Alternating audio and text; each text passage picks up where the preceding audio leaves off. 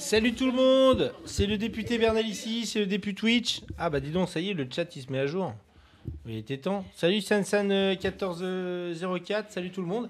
Alors en fait, on va ensemble débriefer, discuter, analyser, commenter le projet de loi sur le nucléaire qui est actuellement discuté à l'Assemblée nationale depuis hier, 16h.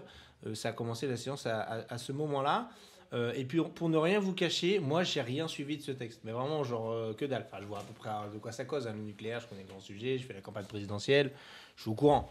Donc voilà. Mais là sur le texte, moi je suis pas allé dans l'hémicycle pour l'instant pour discuter du texte. J'étais au QAG, mais j'ai pas fait beaucoup plus pour l'instant. Parce que là je squatte le bureau de Léaumont qui m'a prêté son matos, mais j'arrive pas à dévisser les trucs, c'est trop serré. Bon, tant pis, on va rester comme ça. Vous m'entendez bien de toute façon? Ouais, vous m'entendez bien. Et ben voilà, Maxime débarque. Donc comme j'ai rien suivi, bah, je suis comme vous. Je vais poser plein de questions à Maxime. Et donc du coup, ça va être sympa. Voilà. Maxime l'aîné, qui est là à côté de moi. La caméra, elle est là, c'est là qu'il faut que tu regardes. Quand tu causes, on a le micro. Je vais me décaler un petit peu, hop, parce que tu peux te rapprocher pour qu'on nous entende bien.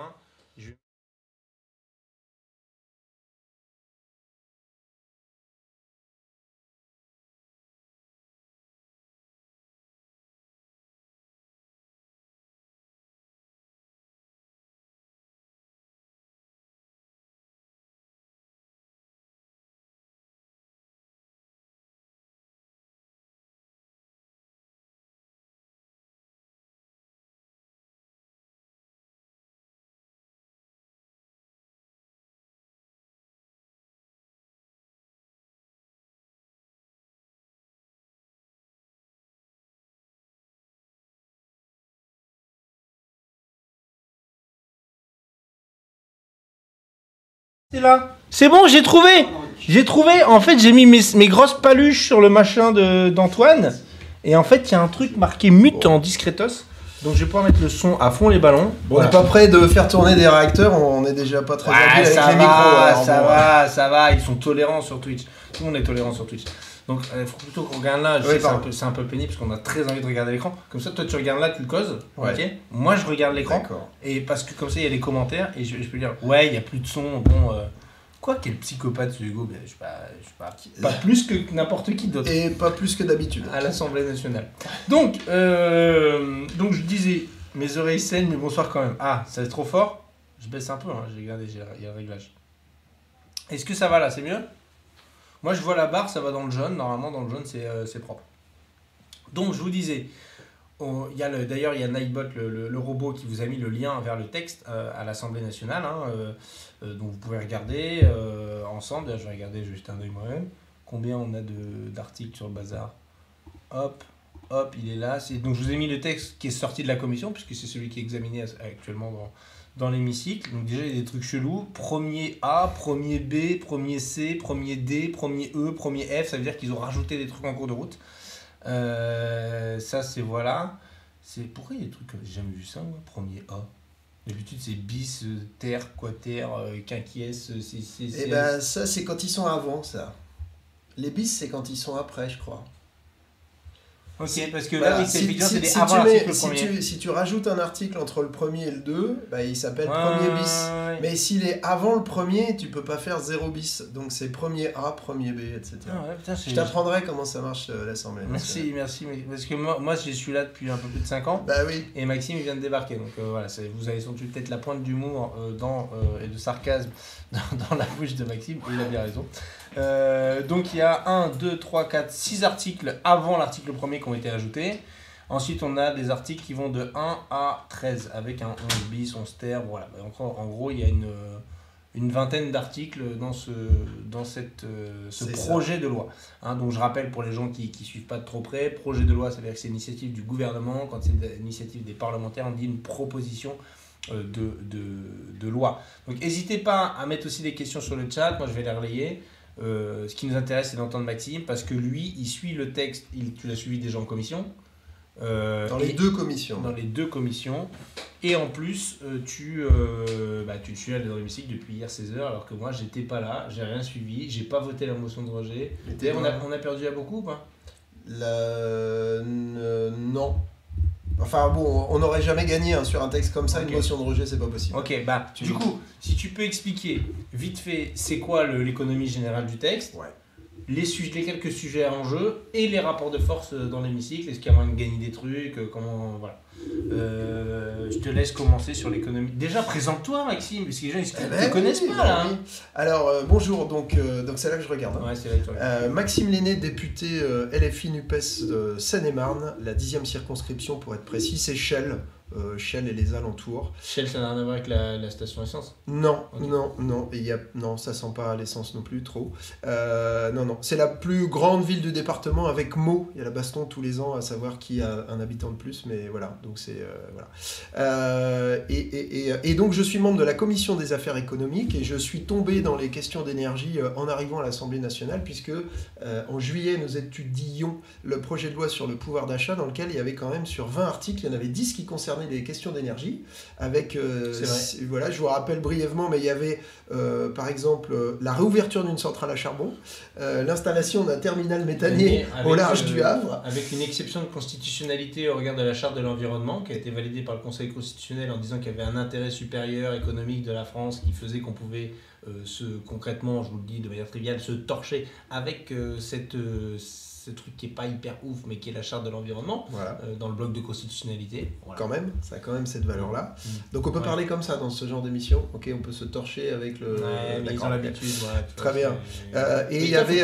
Bonne tenue. D'accord, oui. Et il y avait aussi un article sur l'AREN, l'accès régulé à l'électricité nucléaire historique, qui en gros dépece EDF, qui l'oblige à revendre à prix bradé à ses concurrents, puisque évidemment l'énergie est libéralisée. Donc bref, moi je suis tombé dans ces questions-là, je m'intéressais déjà aux questions d'écologie en général et de bifurcation écologique et donc un petit peu quand même à l'énergie en particulier. Pendant la campagne, j'avais bossé le scénario Négawatt.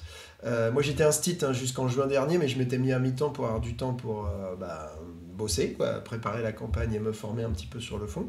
Et du coup, j'ai continué sur les questions d'énergie en étant déjà chef de file sur le projet de loi sur les énergies renouvelables qui nous a occupés en décembre-janvier. Et donc là, à nouveau sur le projet de loi nucléaire, pour l'accélération du nucléaire. T'as Endalang qui dit tu peux tout dire ici sauf des trucs de facho. Ok, bon, ça devrait aller. Alors, j'ai même pas besoin de surveiller mon langage. Tu as le bonjour. Alors bon, il y a Emmanuel Ferrand de Logne qui est voté pour toi. Salut Manu.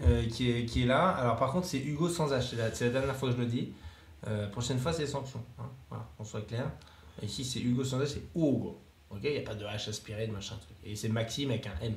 Voilà. Et c'est l'aîné, même s'il y a un S au milieu, c'est pour piéger les gens, mais donc maintenant qu'on a fait la mise au point, on n'y reviendra plus.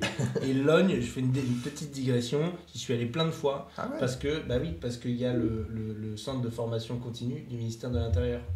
Nom de Zeus. Tu vas me faire découvrir ma circonscription, je ne savais pas. Il y a un gros bâtiment, il y a plein de gens du ministère. Non.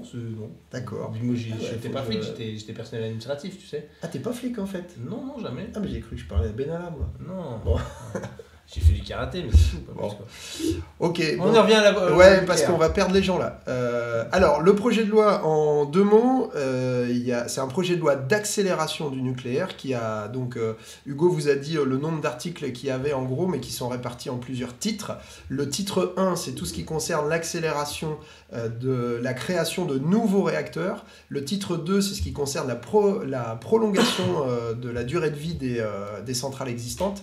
Et le titre 3, il y a des choses diverses, par exemple la criminalisation accrue des militants écolos qui nous alertent sur les dangers du nucléaire, avec une multiplication par 2 des peines d'amende et par 3 des peines de prison, je crois.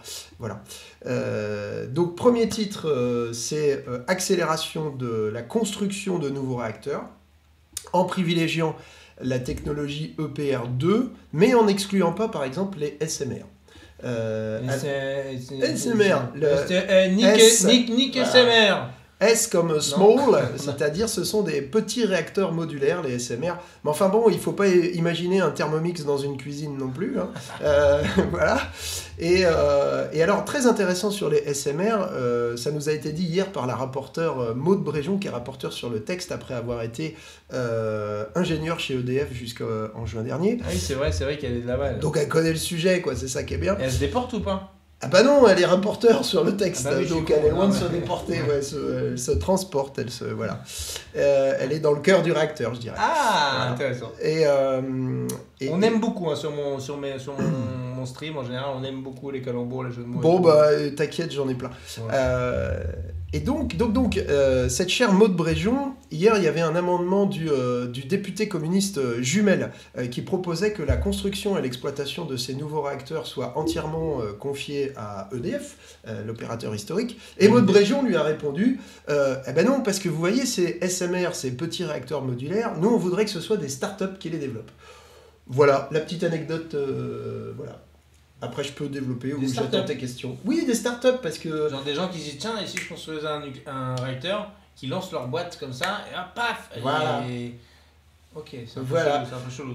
Alors, parce qu'en fait, les SMR, pour la faire courte, il y a quand même il y a de l'industrie lourde en France, et il y a évidemment l'idée d'électrifier à la fois les usages et les modes de production. Ça, pour le coup, nous, on est assez d'accord avec ça. Hein. Évidemment, la première urgence, c'est de sortir des énergies fossiles. On rappellera qu'en France, la consommation finale d'énergie, c'est 65% de fossiles. Et d'ailleurs, le nucléaire, c'est 17%. Donc, il faut arrêter de raconter que de la consommation finale d'énergie, hein, et non pas d'électricité, puisque le nucléaire produit à peu près 70-75% de notre électricité, mais l'électricité, en fait, c'est une toute petite part de la consommation d'énergie. Okay. Donc, il y a cette volonté d'électrifier les modes de production, et donc, il y a un certain nombre de grosses entreprises qui se disent, bah, moi, si j'avais mon petit réacteur dans mon jardin, ce serait pas mal. Et donc, je pourrais faire appel à ce qu'on appelle des PPA, Power Purchase Agreement. Ce sont des contrats de gré à gré entre acteurs privés, qu'on a d'ailleurs déjà dénoncé dans la loi sur les énergies renouvelables, puisque le gouvernement l'a imposé. Nous, évidemment, on était contre. On est pour une unicité du réseau électrique et exactement. Sous statut public, et parce que pour plein de raisons, et notamment des raisons techniques et évidentes, d'éviter les blackouts sur le réseau. Tout à fait. Tu devrais être député à la France Insoumise. T'es pas mauvais sur la ligne. Et il est pas mauvais. Et donc bref, voilà. Donc dans le cadre de ces partenariats privé-privé, Maude Bréjon nous a dit que pourquoi pas des startups pourraient développer ces SMR. Des startups. Alors attends, parce qu'on a des questions. Donc déjà, moi je voudrais faire un point. Moi je suis dans la ligne parce que j'ai des vrais cils. Donc j'ai pas de fossiles. Donc ça c'est important. Maintenant que j'ai fait cette petite boutade, la Voix du Nord a mis Zoa, parce que il y a des camarades du Nord du coup qui, toi... Oui, il y en a des biens, il faut tout pour faire un monde, je vais te dire. Même des gens qui habitent à Logne et qui votent pour toi. Donc, voilà. C'est dire. La Voix du Nord annonce, ce sont 80 000 emplois qui vont être créés en France, dont 7 500 pour le chantier des 2 EPR2 de Gravelines, puisque nous on a Gravelines chez nous, à côté de Dunkerque, qui démarrera en 2026. Question, comment peut-on annoncer cela alors que vous êtes censé en parler à l'Assemblée nationale? Alors, c'est une excellente question. Donc, on arrive sur les rapports de force sur le texte. Sur les rapports de force et sur les passages en force aussi de Macron et du gouvernement et de la minorité présidentielle. Parce qu'en fait, il faut savoir que la politique française, enfin énergétique en France, elle est régie par ce qu'on appelle la PPE, la programmation pluriannuelle de l'énergie, qui elle-même est une déclinaison de la LPEC, la loi de programmation énergie-climat. Et dans l'actuel PPE, c'est écrit que la part du nucléaire dans le mix énergétique français est fixée, ne peut pas dépasser un plafond de 50% dans le mix électrique. Je ne sais pas si j'ai dit la bêtise, bref. Et que le maximum de capacité installée en nucléaire est de 63 gigawatts. Eh bien, ça vient de voler en éclats puisque l'article 1er A qu'on a étudié hier et qui a été voté propose de faire exploser ce chiffre. Et l'argument de Pannier-Runacher, c'est de dire ni plancher ni plafond. Ni plancher ni plafond, parce qu'en fait, elle dit on s'en fout de savoir quelle est la part du nucléaire dans le mix énergétique, de la même manière qu'elle avait refusé tous nos amendements pour fixer des objectifs au développement des énergies renouvelables. Elle dit ce qui compte, c'est de produire de l'énergie. En fait, on a un gouvernement qui est pour la croissance sans limite et qui s'inscrit toujours dans un monde sans fin. Ouais. J'ai envie de dire, les amateurs apprécieront, puisque c'est le titre de la BD de Monsieur Jancovici qui a fait beaucoup de mal pour la cause.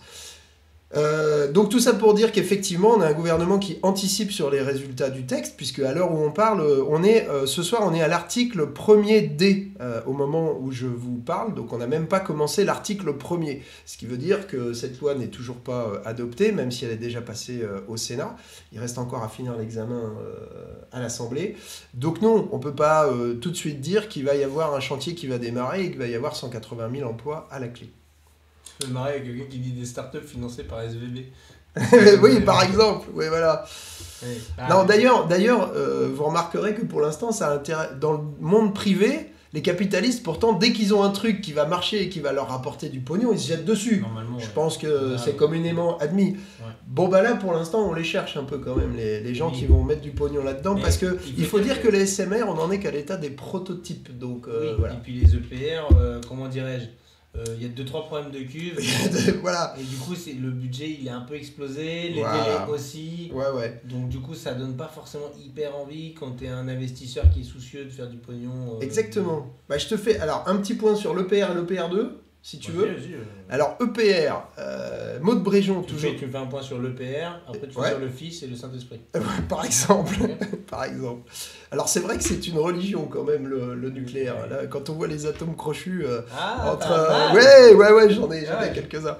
Les atomes crochus entre le Rassemblement national, la droite et la minorité présidentielle, oui, ils sont le RN en particulier, ils sont omnubilés, ils sortent des niaiseries incroyables. Bon bref, l'EPR, alors vous connaissez le cas de celui de Flamanville qu'on n'arrive toujours pas à terminer, il a déjà 12 ans de retard et la facture a été multipliée par 6. Alors Maud Bréjon, elle a dit l'autre fois à la radio, elle a dit oui mais l'EPR ça marche dans le monde. Alors dans le monde, on va regarder, en Chine il y en a 2, à Taishan, celui qui s'appelle Taishan 1, le réacteur Taishan 1, il a été arrêté pendant 1 an. Donc il a pas très bien commencé son existence, à tel point que la Chine a décidé de continuer dans le nucléaire, mais par contre d'abandonner la technologie EPR. Il y en a un en Finlande qui s'appelle Olkiluoto, qui a démarré, lui, avec 12 ans de retard, donc à peu près comme Flamanville, mais lui qui a toujours pas démarré, et qui fonctionne toujours pas à sa puissance maximale. Et puis il y en a 2 qu'on essaye de construire en Angleterre à Hinkley Point, et qui ont moins de retard et moins de dérapage budgétaire, mais qui sont quand même en train d'en prendre le chemin. Et alors l'EPR2, donc la nouvelle génération de réacteurs, s'est vendu comme une version simplifiée. Parce qu'en fait, l'EPR, ils avaient conçu un truc où les agents pour la maintenance auraient pu rentrer dans le réacteur alors que le machin fonctionnait. Donc forcément, il fallait des conditions de sécurité, il fallait doubler toutes les parois en béton, en titane, en machin. Bon, en fait, ça marche pas. D'ailleurs, Henri Proglio, l'ancien PDG de EDF, l'a dit, le truc, il est trop compliqué, il faut qu'on arrête. Donc ils ont conçu, alors je dis ils ont conçu, non, en fait, c'est là où c'est qu'en fait, il manque encore des milliers d'heures d'ingénierie chez EDF pour faire l'EPR2, qui est donc une version simplifiée, et Framatome, qui est l'entreprise française qui doit construire les pièces, que j'ai eu la chance d'auditionner son président dans le cadre de l'examen du texte, dit que eux, pour l'instant, ils sont pas non plus capables de fabriquer les pièces, parce que comme ils veulent pas reproduire le fiasco de Flamanville, ils voudraient pouvoir les produire en série et que ça marche du premier coup. Sauf que construire une cuve de réacteur ou un couvercle de réacteur, en fait, c'est pas tout à fait comme fabriquer des mouchoirs en papier, quoi. Donc c'est un peu plus compliqué en termes de process industriel, et pour l'instant, ils savent pas le faire. Donc là, on a un texte de loi qui veut accélérer. Ils savent plus le faire. Alors en plus, voilà... On a su le faire dans le passé, parce que les centrales qu'on a là, on a des cuves qui sont... Ok, maintenant ça fait 40 ans le truc qui est sur mais globalement, qui ont été de bonne qualité. Il y a une perte de savoir importante, parce qu'on a privatisé, découpé, par petits bouts, viré des gens... Oui. Bon, et puis y compris, ça a un petit peu tergiversé quand même dans la politique énergétique française. Bon, mais nous, on n'est pas responsables, on n'était pas en responsabilité à l'époque. Mais c'est vrai qu'il y a ce problème de perte de compétences qui est colossal, qui est dû également à un recours massif à la sous-traitance. Et par exemple, il faut savoir que les sous-traitants effectuent 80% des tâches de maintenance et du coup se prennent 80% des doses de rayonnement. Bon. Ouais, j'étais allé les voir à Gravelines avec Mathilde dans le mandat précédent, parce qu'ils étaient en lutte justement pour les titularisations et tout. Et en fait, moi ça m'a fait mal au cœur, parce qu'en fait tu vois qu'ils prennent des gens qui sont précaires, qui cherchent du taf, quoi, ils prennent des gens qui sont prêts à prendre n'importe quel taf pour alimentaire. Oui. C'est pas trop mal rémunéré parce que comme tu es un peu dans zone à risque et tout, donc ça, tu prends les sous, quoi. Mais en fait, en gros, ils exposent sciemment des gens précaires sous statut d'intérimaire, ou de contractuel, mais souvent d'intérimaire. Et dès qu'ils ont explosé la dose, ils les reprennent un peu sur un autre poste en sécurité extérieure, périmétrique, machin. Et puis, comme c'est de l'intérim, au bout d'un moment, on dit merci, on n'a plus besoin de vous, quoi, dégage. Donc, on prend des gens, on les expose, on les crame, quoi. Enfin, tu vois, même le point de vue de la santé, quoi. Et hop, on prend des autres parce qu'il y a tellement de précaires, de gens qui cherchent du taf, qu'il y a un roulement comme ça qui s'installe. Je trouve ça tellement cynique. T'as bien résumé la situation, en fait, ça me fait dire on les considère quasiment comme des chars à canon, quoi. Et des déchets radioactifs usagés. Alors, je sais pas, est-ce qu'on a prévu de les enterrer à Bure à côté des déchets radioactifs? C'est pas sympa, quoi. Non, mais comme il n'y a toujours pas de solution non plus pour les déchets radioactifs. Il faudra des urnes funéraires en titane aussi je sais pas. Non, mais on le dit un peu en blaguant, mais en vrai, c'est quand même une question super grave. Enfin, c'est cette question de la sous-traitance et du fait que pour pouvoir faire tourner cet ordinateur ce soir, en fait, on envoie des gens se prendre des rayonnements et puis après, on les abandonne. C'est quand même extrêmement grave. Alors écoute, attends, il y a plein de questions. Vous avez plein de questions, alors on va essayer de faire... Hugo, on t'entend moins bien que Maxime. Orientation du micro. Oui, orientation du micro. Je vais parler plus fort. Voilà. On n'a pas craqué. Pardon. J'espère que vous avez la ref.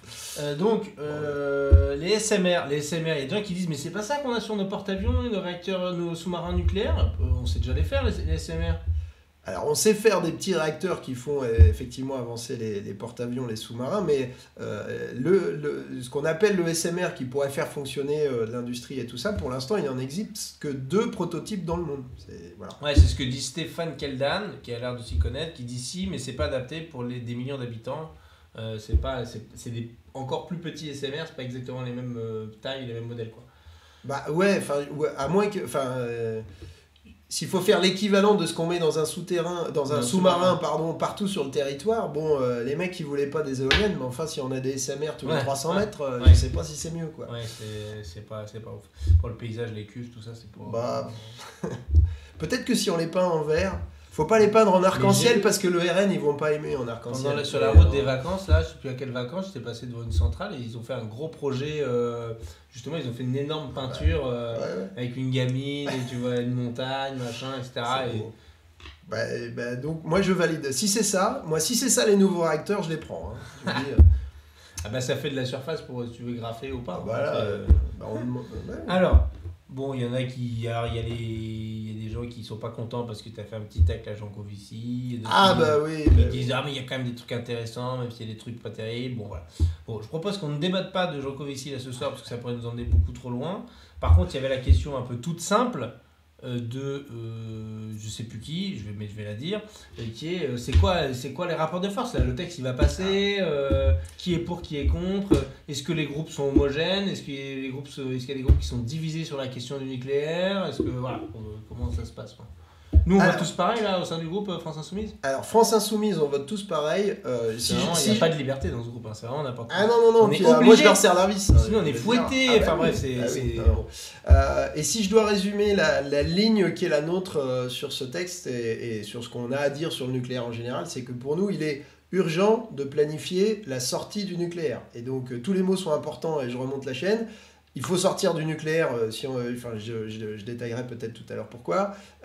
Mais du coup, ça se planifie parce qu'on sait que ça ne va pas se faire du jour au lendemain. Si on prend le pouvoir en 2027, on ne va pas appuyer sur les réacteurs pour dire c'est fini. De toute façon, on va se prendre l'effet falaise dans la tronche, c'est-à-dire qu'il y a plein de réacteurs existants qui vont arriver en fin de vie en même temps. Donc il va bien falloir l'anticiper. Mais du coup, il est urgent de planifier cette sortie plutôt que d'accélérer la construction de nouveaux réacteurs. Donc LFI, on est tous raccord avec ça, pas de souci. Les Verts, pareil, contrairement aux fadaises qui sont racontées sur, je sais pas, il y a des sondages qui disent que maintenant chez les militants écologistes il y a une majorité de pro-nucléaire. Bon, moi je l'ai pas vérifié en tout cas auprès des députés. Le PS a déposé une motion de rejet préalable, donc je pense qu'ils sont bien partis pour voter contre le texte, d'autant qu'ils sont un petit peu fâchés parce que sur les énergies renouvelables, le gouvernement avait absolument besoin de leur vote pour que le texte passe, donc ils leur ont fait fait les yeux doux, ils ont accepté, je crois, 90 amendements du groupe socialiste.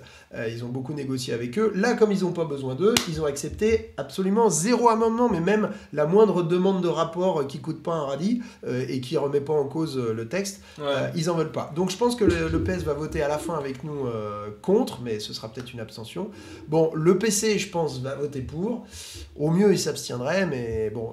mais tous en tout cas... les groupes communistes on verra à la fin, moi je peux pas me prononcer, mais je sais qu'il y a un peu différentes tendances entre ceux qui sont membres de la commission des affaires économiques comme moi, ceux qui sont membres de la commission du développement durable, ils n'ont pas tout à fait la même fibre. Voilà, je veux pas trahir leurs paroles, je sais pas en fait ce qu'ils vont faire à la fin. Après, la Macronie va voter comme un seul homme pour l'ensemble du texte, mais je ferai un point particulier tout à l'heure. Le RN, évidemment, la droite, pareil, le Modem et Horizon. Alors après, là, par exemple, juste en sortant de l'hémicycle, il y a un collègue du Modem qui est venu me voir en disant non, mais il faut continuer, les gars, parce qu'il faut quand même insister, y compris sur les dangers du nucléaire. Le nucléaire, c'est 50 ans qu'on nous raconte des fadaises et qu'on nous a pas demandé notre avis, voilà. Après, là où il y a une petite fissure, et pas de corrosion sous contrainte, dans certains groupes, c'est sur la question du démantèlement de l'IRSN. Donc, je fais court sur IRSN, ASN ? Non, pas court, je pense que... Allez, c'est parti. Parce que moi, j'ai cru comprendre que c'était un point chaud. Attends, je vais te dire un truc. Allez, vas-y. Je vais te dire ce que j'ai compris du sujet, et tu vas me dire si c'est vrai ou pas. Et je vais engueuler les gens aussi qui ne me suivent pas encore sur ma chaîne. Mais oui. Et parce que moi, je vois sur le chat, sur ce qu'on utilise, tu vois, quand il y a un carré comme ça, c'est marqué « Message d'une personne utilisant le chat pour la première fois ». Oh bah bravo. Ça veut pas dire que la personne me regarde en live pour la première fois, parce que peut-être elle peut faire d'autres lives, mais c'est la première fois qu'elle m'a un message. Souvent, ces gens-là ne suivent pas mon compte. Et ça, c'est un problème, parce que du coup, ils n'ont pas la notification la fois d'après pour savoir, pour suivre le texte, pour suivre ce qui va se passer demain matin. Parce que demain matin, il y a manif demain matin, mais demain après-midi, on revient. Demain à 15h, on reprend en émission. Non, il y a une commission mixte paritaire, tu sais. Ça, c'est jeudi, ça. Non. Ah non, pardon, oui, c'est demain. Oui, pardon, je suis chamboulé. Demain matin, 9h. Oui. C'est dur d'avoir la tête dans le réacteur et dans la mobilisation des retraites demain, en même temps. C'est les commissions, normalement. Oui, mais la nôtre, elle saute parce qu'on est occupé déjà. Voilà, donc moi je vais faire un live pour parler de ce qui se passe dans la commission mixte paritaire sur les retraites. Donc si vous voulez avoir la notification demain matin, faut suivre ma chaîne, quoi. Donc suivez les gens, vous savez ce qu'il vous reste à faire. Et si vous voulez savoir ce qui se passe sur le texte nucléaire, vous suivez mes réseaux sociaux. Voilà, moi, j'ai pas de abonnez-vous sur Twitter, YouTube, Facebook. Tous les trucs, Instagram. Il y a même TikTok maintenant, mais je fais pas de tour de magie. Hein. Je préfère prévenir. Okay. C'est sérieux surtout. Moi j'aimerais bien danser un peu sur TikTok. Parce que on danse beaucoup et j'aime bien danser. Bon, alors, je vous disais, donc fusion, démantèlement, un truc un peu chelou, entre l'ASN, l'Agence de sûreté nucléaire, et l'IRSN, l'Institut de recherche en sûreté nucléaire. De radioprotection, le R c'est radioprotection, et de sûreté nucléaire. Institut de radioprotection et de sûreté nucléaire. Voilà. Bon, de ce que j'ai compris, l'agence de sûreté du nucléaire, eux, ils font des contrôles sur les centrales et tout, et ils disent ok, là ça va, ou là ça va pas, etc. L'institut, lui, il est plus en mode analyse, prescription. Il peut être mobilisé par l'agence de sûreté nucléaire pour s'il y a un point où ils ne savent pas trop c'est quoi le bug, d'où ça vient, etc. Donc ils peuvent être mobilisés là-dessus. Mais sans être mobilisés par l'agence de sûreté nucléaire, globalement ils font une veille sur la sûreté en tant que telle. Et ils peuvent prescrire en mode aujourd'hui la norme on va la faire évoluer dans telle direction. Voilà. Et donc c'est bien de séparer globalement ceux qui contrôlent et ceux qui prescrivent et disent ce qu'il faut faire. Et analysent éventuellement le bug. Parce que comme ça, on se dit, ceux qui contrôlent n'ont pas tendance à mettre la pression sur ceux qui, tu vois. Évidemment. Et donc, c'est ça le problème fondamental, c'est qu'on fusionne deux instances qui ont une meilleure garantie en termes de sûreté, et demain, on aura une moins bonne garantie organique, structurelle, organisationnelle, en fait. Exactement. J'ai tout compris ? Mais t'as tout compris. Je le redis avec mes mots, mais t'as tout compris. En fait, en France, la sûreté et la sécurité nucléaire, on dit qu'elle a une organisation duale. Il y a deux têtes. Donc l'IRSN qui fait d'un côté la recherche et l'expertise en radioprotection et sûreté nucléaire, et l'ASN, Autorité de sûreté nucléaire, qui fait le contrôle et qui donne la décision. Par exemple, les autorisations pour qu'une centrale, quand il y a une visite décennale pour les centrales existantes, pour qu'elles puissent continuer ou pas. Et ça, c'est super important. L'IRSN peut s'auto-saisir d'une question. Est-ce que ça va rester si jamais il y a fusion des deux ? L'IRSN, ces activités qu'elle a avec l'ASN, donc en fait il y a déjà des partenariats, donc il n'y a pas forcément besoin d'une fusion, mais ces partenariats avec l'ASN, ça ne représente que 25% de ses activités. Donc qu'est-ce que vont devenir le 75% des activités de l'IRSN qui sont déjà faites? Notamment, on sait qu'il y a un certain nombre de chercheurs qui bossent pour l'IRSN, qui n'ont aucune envie d'aller travailler pour le gendarme du nucléaire, puisque, comme tu l'as dit, ils ont l'impression qu'ils vont avoir les pieds et poings liés. Et le dernier élément, c'est que nous, on a des craintes sur le changement de doctrine dans l'appréciation du risque. Voilà, je la fais courte, mais par exemple, aux États-Unis, c'est fusionné. Et ils sont dans une analyse du risque qu'on dit probabiliste, c'est-à-dire ils font des calculs de probabilité pour savoir si un danger va arriver, et puis évidemment ils choisissent la solution la moins probable en termes de risque, quoi. En France, on est dans une doctrine de risque qu'on dit déterministe, et je vous la fais courte, mais elle est plus exigeante, quoi. Donc voilà, il y a plus d'exigences en termes de sûreté en France qu'aux États-Unis, parce qu'on n'est pas dans la même doctrine, et parce qu'il y a cette indépendance, et donc c'est ça qu'on voudrait garder.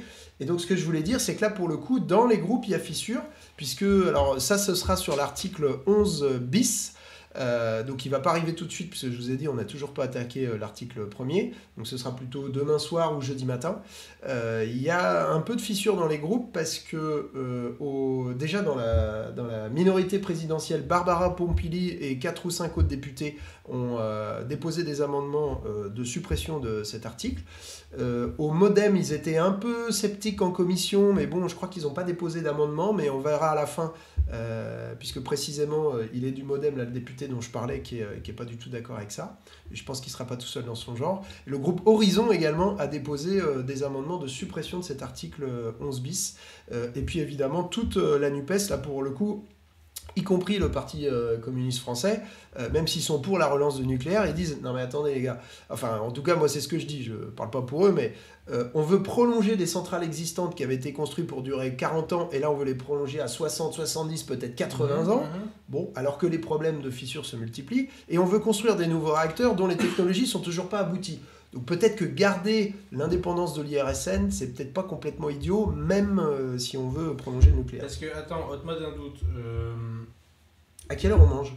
Bah, je sais pas, non, mais tu non, faut que je retourne juste à 21h. À 21h, on arrête? Pour 20 minutes? Ouais. Ok, ça va les gens, bah de toute façon vous n'avez pas le choix. Non, sinon je vais pas être performant. Alors attends, parce que moi j'essaie de comprendre un petit truc. Moi j'ai rencontré un lanceur d'alerte qui se fait appeler Hugo d'ailleurs. Oui. Parce que oui. Je m'en souviens. Qui a quand même alerté en l'état actuel aujourd'hui de la séparation ASN-IRSN sur la centrale. C'est laquelle centrale lui il était? À chaque fois je confonds. Je crois que c'est Tricastin. Tricastin, exactement. Pas dire qui est celle qui a servi de base pour expertiser la norme justement du recarénage, du grand recarénage. Du grand carénage, ouais. Grand carénage, pas ouais, carénage. Ça suffit. Ouais. Grand carénage, ok. Ouais. Et ils ont pipoté déjà un peu des trucs, c'est ça qui disait quoi. Donc c'est pas très rassurant, en plus si on fusionne les deux instances quoi. Déjà, l'état actuel des choses, il y a déjà des pressions des uns sur les autres pour que ça passe, pour que le niveau d'acceptabilité des seuils de sûreté soit... Parce qu'en fait, plus on monte le niveau d'exigence en termes de sûreté, plus ça coûte cher. Et plus ça coûte cher, ou plus on risque de pas faire le truc, etc. Et effectivement, alors moi j'ai participé déjà aux 2 rassemblements des agents de l'IRSN qui sont tenus devant l'Assemblée, et en fait c'est ce qu'ils disaient, leur crainte également, c'est que dans le fonctionnement existant, l'IRSN, une fois qu'il a mené une étude, une expertise, il publie son rapport. Et après, l'ASN, donc il publie, ça veut dire il rend public, ça veut dire que vous y avez accès si vous allez chercher sur le site de l'IRSN. Et ensuite, l'ASN se saisit du rapport et prend sa décision en fonction, mais peut aller contre le rapport de... Mais là, ce qui risque de se passer si ça fusionne, c'est qu'il n'y aura pas de publication en amont du rapport de l'IRSN, et c'est que ça va rester en interne, et l'ASN prendra sa décision. À ce moment-là, la décision sera rendue publique, mais on ne saura pas trop sur la base de quoi. Et alors, parce que, il y a cette fusion IRSN-ASN. Est-ce qu'il y a d'autres trucs à enjeu où tu penses qu'il y a des votes qui peuvent être un peu tendus Non, c'est le seul vote parce qu'ils sont tous nucléocrates en face. Donc, et c'est le seul vote sur lequel on peut peut-être obtenir une majorité, mais il va falloir battre le rappel des troupes et faire en sorte que les autres ils restent coincés dans l'ascenseur. Mais bon. Ah oui. Tu vas nous aider pour ça. Non, on dit rien, on dit rien. Non, moi tu sais, ma spécialité, c'est pas ça, c'est de garder les gens à la buvette. Ah oui, c'est vrai. Je voulais pas le dire. Mais chacun son domaine de compétences. Alors, du coup, parce que bon, il y a des gens qui me disent, il y a Stéphane Keldan là qui dit, comment êtes-vous passé d'une ligne pro-nucléaire, je dis ça gentiment, à une ligne anti-nucléaire aussi gentille. Alors écoute, moi, d'autant que je me souvienne, depuis le début notamment depuis le début du parti de gauche en 2008, on était déjà sur une ligne. Alors c'était pas forcément le message central hyper affirmé, etc. Mais on était en tout cas au moins nucléaire critique pour les moins impliqués. Voilà, et pour les autres anti-nucléaire, enfin en tout cas la volonté farouche de sortir du nucléaire, quoi. Ah oui, oui. Après, si c'est l'histoire de Jean-Luc qui était au PS avant, qui a une longue vie politique, bah là c'est une autre histoire, quoi. Mais faudra poser la question à Jean-Luc. Enfin, moi, j'ai oui, parce que lui il était déjà en politique, nous on n'était pas nés, quoi. Non, mais nous, depuis qu'on fait de la politique à la France Insoumise et au parti de gauche avant, on a déjà bien bossé ensemble. C'était clair qu'en tout cas on n'allait pas lancer des nouveaux réacteurs. Moi je dois confesser un truc. C'est que au fond, j'ai une petite, tu vois, je me dis, ah merde, franchement, si la fusion nucléaire ça pouvait marcher, ce serait quand même cool, quoi, tu vois. Ouais, mais c'est pas le même sujet. C'est pas le même sujet, et puis on est encore très très loin du compte. Bah ouais, je sais. Et du coup, je connais les réacteurs expérimentaux qui ont. Il y a le process le plus long qu'on arrive à faire durer le plus longtemps. Je crois que c'est 1 minute 40 secondes, un truc comme ça. Oui, c'est ça. 2 minutes. Voilà. Ce qui est pas bon, Et le plus puissant, c'est Jet en Angleterre, qui fournit une puissance qui est à balle, qui est vraiment ouf, intéressante, mais ça dure 40 secondes le process. Et donc, du coup, ça va pas. Ça permet même pas d'entendre le dernier tube de Jay-Z ou de je sais pas qui, quoi. Bah, du coup, c'est relou. C'est relou, mais sur le papier, si ça marchait, ce serait quand même. Parce que c'est la fusion nucléaire. Non, mais je veux pas relancer le truc de base. Moi, j'ai pas. C'est pas une réaction explosive, donc du coup, ça change un peu des choses. C'est-à-dire que le process, il devient inerte quand il s'arrête. Il n'est pas explosif. Et par contre, du coup, c'est un dégagement d'énergie de ouf. Et il y a toujours le problème de l'utilisation de l'eau pour convertir en électricité derrière. Parce que spontanément, c'est pas de l'électricité qui génère. Et non. On oublie. Oui. D'ailleurs, c'est ce qu'on dit là dans le débat, c'est que on a quand même face à un gouvernement qui est climato-schizophrène, puisque en même temps que le ministre de la transition écologique Béchu, il fait des plans sur un scénario à plus 4 degrés pour la France à l'horizon 2100, la ministre de la transition énergétique, elle prévoit de lancer des nouveaux réacteurs, alors que le nucléaire, c'est déjà le 2e poste de consommation en eau en France. Donc en fait, au bout d'un moment, on va avoir des conflits quand même dans l'usage de l'eau, parce que si on arrête d'arroser les champs des agriculteurs pour faire tourner des centrales, il y a un petit sujet, quoi. Et la flotte, ça sert non seulement à refroidir le réacteur, mais c'est aussi ça qui fait tourner la turbine, parce qu'en fait, c'est pas l'uranium qui fait tourner la turbine. L'uranium, il entraîne la réaction nucléaire qui fait chauffer un mélange, etc. Il y a une production de vapeur qui fait tourner la turbine. Donc, c'est ça. Parce qu'en fait, j'ai un peu passionné de sciences. Je vois ça. Non, mais je suis allé visiter l'accélérateur de particules à Genève. J'ai un peu creusé le sujet dans une autre vie. Très bien. Voilà, bon, bref. Donc, je confesse que je reste quand même dans un coin de ma tête un peu séduit par la fusion, mais je sais que ça marche pas et que ça coûte un pognon de dingue pour la développer et que du coup, on peut pas se baser là-dessus pour avoir une stratégie énergie là. Je crois pas. Non. Voilà. Bon. Mais on n'a pas prévu d'arrêter la recherche de toute façon. Non. La recherche, il y en a besoin. Ne serait-ce que pour démanteler et puis gérer les accidents, il y en a déjà eu. Et puis j'espère qu'il n'y en aura pas d'autres, mais les déchets également. Les déchets, il n'y a pas de solution pour l'instant. Donc, et les déchets, j'en profite pour dire un mot, on est déjà au maximum en France de nos capacités d'entreposage. Donc là, le nouveau truc qu'ils ont décidé de faire à L'Hague, pardon, dans les piscines, en gros, il n'y a plus de place dans les piscines avec les normes qu'on avait décidées. Ce qu'on va faire, c'est que c'est pas grave, on va les serrer un petit peu plus, quoi, les déchets là-dedans, en attendant de savoir si on finit par les enterrer à Bure pour 100 000 ans, un truc comme ça. Voilà. En couche profonde, on ne pourra jamais... c'est-à-dire que si on les enterre à 500 mètres de profondeur, on ne peut pas les étudier, on ne peut pas savoir comment ça évolue, et puis on ne peut jamais les récupérer si jamais il y a un problème. Mais bon, il paraît que ça ne pose pas de problème. Alors attends, si j'ai vu sur le chat que justement l'IRSN avait écrit des trucs un peu critiques de Bure, justement. Tu sais ça ou pas C'est pas le sujet que je maîtrise le mieux. Ce que je sais juste, c'est qu'à l'heure où on parle, il n'y a pas de solution quoi, pour Bure. Alors par contre, j'en profite pour dire qu'il y a un grand rassemblement qui est prévu à Bure. Question pour les partisans nucléaires, comment vous gérez les déchets? L'IRSN lève une alerte sur les déchets radioactifs bitumineux dans Bure. Il lève une alerte. Question importante, c'est aussi les déchets médicaux et industriels. Oui, parce que en fait, le nucléaire, c'est aussi quand tu fais des radios. Oui. Oui, il faut savoir quoi en faire. Mais bon, on n'est pas du tout sur les mêmes proportions. Non, c'est pas le même délire. Il y a 7000 tonnes d'uranium enrichi qui sont utilisées chaque année dans les centrales françaises. Combien ? 7000 tonnes.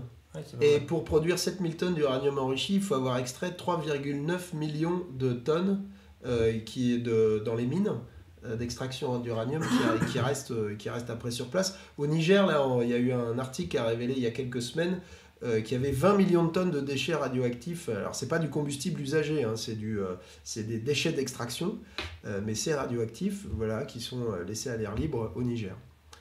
Et puisqu'on est sur l'uranium, Greenpeace a révélé ce week-end que l'uranium qui vient des mines du Kazakhstan et d'Ouzbékistan, il est enrichi en Russie, et donc ça représente quand même 40% de nos approvisionnements en uranium, quoi. Mais bon, la réponse de la ministre, c'est de dire mais pourquoi on ferait un embargo sur l'uranium avec la Russie alors qu'on n'en fait pas sur le gaz? Bon. Ça se ouais, un point. Bien vu. Pas con. Pas con. Oui, parce que l'uranium ne pousse pas dans les arbres. Toujours pas, et ni dans nos jardins. Alors que si c'était de la fusion, je vais parler de deutérium et tritium. Voilà, tu referas une émission sur la fusion, t'inviteras quelqu'un. Qui s'extrait de l'eau. Bon bref, allez, on s'en fout. Qu'est-ce qu'il y a quoi pendant les QAG chez Jean Massier, dans le chat, il y avait un chercheur de l'IRSN qui expliquait que malgré les propos de Pannier-Runacher, la partie recherche était indépendante et sera maintenant sous l'autorité de l'ASN. Oui, c'est ce que... Parce que Pannier-Runacher, elle a remis en cause l'indépendance de la recherche à l'IRSN. En fait, ce qu'elle dit, l'argument du gouvernement là-dessus, c'est de dire que l'IRSN, c'est un EPIC qui est sous l'autorité d'un ministère, même de plusieurs ministères, je crois, alors que l'ASN est une autorité administrative indépendante. Et que donc, il y a plus d'indépendance si l'IRSN va rejoindre l'ASN. Mais en fait, moi, les gens qui bossent à l'IRSN, ils m'ont dit, c'est pas du tout comme ça que ça se passe. Nous, les ministères, ils nous demandent rien, ils nous imposent rien, on se saisit tout seul des dossiers. Tant pis, si on veut une position à maxima, autant faire de l'IRSN une AI aussi. Voilà, à ce moment-là, on fait ça, quoi. Mais on les laisse, mais on les sépare. Exactement. Voilà, on les garde séparés. Bon, on est d'accord. Alors, la déconstruction, ça c'est Jean Covici, d'accord, oui, il y a des documents. Bonjour, monsieur le député, salut, Pimi Saïcho. Lorsqu'on dit que les DOM OPR ne sont pas bons, de qui ça vient ? Eh ben, ça vient de Framatome, mais qui est passé par des entreprises du Creusot. En fait, quand on fabrique ce truc, alors c'est le président de Framatome qui m'a expliqué ça, mais le couvercle, c'est une pièce qui est gigantesque, je sais plus combien de centaines, je vais dire une bêtise, donc de centaines de tonnes, vous irez vérifier l'information, quand on le fabrique, en fait, c'est tellement épais, il y a tellement de quantité qu'il faut que ça refroidisse et qu'on a des phénomènes de convection, comme dans votre casserole quand vous faites chauffer des pâtes. Je pense que tout le monde connaît ça, les phénomènes de convection. Bon, ben là, c'est pareil, sauf qu'à la fin, c'est solide, hein, c'est pas pour faire cuire des pâtes. Et en fait, c'est très très dur de fabriquer cette pièce et de faire en sorte qu'elle soit très homogène parce qu'on parle quand même du couvercle qui est censé résister à un avion qui se cracherait dessus. Donc il vaut mieux que ça tienne la route un petit peu, et à l'inverse que s'il y a une explosion du cœur, que ça résiste également dans ce sens-là. Et en fait, c'est très difficile à fabriquer, et comme Framatome, je ne sais plus si je l'ai dit au début, mais ils veulent pouvoir les construire et fonctionner dans ce sens-là. Et quand le texte que le gouvernement avait déposé au Sénat, il n'y avait pas cette question du démantèlement de l'IRSN et de sa fusion partielle dans l'ASN. Donc ça veut dire que le Sénat a travaillé sans étudier cette question-là. Oui, parce que ça, c'est un amendement du gouvernement. Tu l'as dit ce matin que c'était un amendement du gouvernement. Il n'écoute pas les réunions de groupe. Bah si, maintenant que je fais ça. Il fait beaucoup de choses. Donc voilà, c'est un amendement du gouvernement qui est arrivé en commission. Et donc, La conséquence de ça, c'est qu'il n'y a pas eu d'étude d'impact. Alors que quand le gouvernement présente son texte initial, il y a une étude d'impact menée sur l'ensemble des articles. Et là, il n'y a pas d'étude d'impact. Donc en fait, on ne sait pas pourquoi est-ce que le gouvernement veut à toute force démanteler l'IRSN. Bon, non, on a une hypothèse, c'est qu'ils ne veulent pas qu'on les emmerde pour à la fois prolonger la durée de vie des centrales existantes et vieillissantes et construire de nouveaux réacteurs, dont les technologies sont toujours pas abouties, je le rappelle. Risque-t-on de pénurie d'uranium? Des pénuries d'uranium, non, pas vraiment, parce qu'il y a... Donc j'ai parlé du Kazakhstan, de l'Ouzbékistan, il y a également le Niger, chez qui on va s'approvisionner, il y a le Canada, je crois qu'il y a un petit peu l'Australie. De l'uranium, il y en a, mais il n'y en a pas pour tout le monde. C'est-à-dire que tous ceux qui racontent que c'est une solution pour sauver le climat, c'est pas vrai, en fait. À l'heure actuelle, il y a 400, un peu plus de 400 centrales en fonctionnement dans le monde. Il y en a plus qui ferment que de centrales et qui ouvrent. Et si on voulait remplacer toutes les productions thermiques d'électricité, il faudrait 2000 centrales. Donc on n'y arrivera jamais. Et l'uranium, si tout le monde passait à l'uranium, il y en aurait pour 20 ans. Donc non, le nucléaire et l'uranium n'est pas la solution pour lutter contre le réchauffement climatique et pour faire l'électrification des usages, quoi. Ouais, sachant qu'il faudrait aussi un peu s'améliorer sur les usages en tant que tels. Plus de sobriété, quoi. Eh ben voilà, alors ça va me permettre de dire un mot sympathique à l'égard de Jean Covici, c'est que quand même le premier truc qu'il dit, c'est qu'il faut faire la sobriété, quoi. Et d'ailleurs, RTE également. Alors RTE, c'est le transporteur d'électricité en France, c'est lui qui s'occupe des lignes à haute tension, et c'est lui qui fait régulièrement des études, et il y en a une qui s'appelle les futurs énergétiques 2050. Il y a 6 scénarios qui ont été pondus. Un qui dit 100% renouvelable à l'horizon 2050, 2 qui disent pas de nouveau nucléaire, et 3 qui disent plein de nouveaux nucléaires. Et en gros, c'est le dernier scénario, c'est celui du gouvernement. Ils sont même en train d'inventer un scénario numéro 7 sur un coin de table. Et pourquoi je te racontais ça? Oui, RTE dit que il faudrait baisser, et on pourrait baisser notre consommation finale d'énergie de 40%. Il faut savoir que le nucléaire, c'est 17%, allez on va dire 20% de notre consommation finale d'énergie. Donc en fait, si on réalisait seulement la moitié du chemin qui est indiqué par RTE, on n'a pas besoin du nucléaire, quoi. Ok, j'ai pigé, donc c'est faisable. Bon, le réseau saute un petit peu. Et puis on va bientôt... Ouais, il est 20h58, il va falloir qu'on conclue. Ceux qui suivent pas la chaîne, c'est le moment de suivre. Demain matin, on se retrouve normalement à 9h pour la commission mixte paritaire. Si je me lève à l'heure, au pire, je serai là à 9h05, 9h10. Alors, soyez tolérants. Sinon, on vous balance les fûts d'uranium usagés dans votre jardin. Hein. Voilà, ok. Et moi rigoler là. On va faire le malin. Maxime, il faut qu'il mange parce que la séance, elle reprend à 21h30. Donc, vous pouvez suivre sur vidéo.assemblée-nationale.fr comme d'habitude. Faut manger. À la buvette, c'est ce qui est le plus rapide. Hein. Ouais, je crois que je vais faire ça. D'habitude, je vais à la cantoche. Moi, j'aime bien la cantoche, ça fait moins de bruit. Et puis, c'est vrai que c'est bruyant la buvette. Ah ouais, j'aime bien manger avec le petit peuple de l'Assemblée. Ouais, et voilà. Non, mais en vrai, voilà, moi j'aime bien la cantoche. Il y a Dominique à la caisse qui est super sympa. C'est un homme, Dominique. Mais super sympa. Ça été une femme. Non, mais je le précise parce qu'après, je les vois venir. Tu sais, les pro-nucléaires, ils trouvent le moindre truc. Enfin bon, bref. Mais bref, là, je vais aller à la buvette parce que sinon, je serai jamais à l'heure pour la séance et va falloir être d'attaque jusqu'à minuit. Bon, allez, filles, moi je reste avec eux pour conclure. Merci mon grand, et c'était très sympa. Merci à toi Maxime, parce qu'en fait tu prends sur le temps là et c'est un taf supplémentaire. Ouais, mais ça fait partie du job quand t'es chef de file, t'assumes. Allez, ciao. Maxime est chef de file, je vais vous expliquer c'est quoi ce que fait un chef de file chez nous quand on est sur les textes à l'Assemblée. Tu vas retrouver ton chemin, c'est bon? Ouais. À gauche, tu prends les ascenseurs. Allez, merci.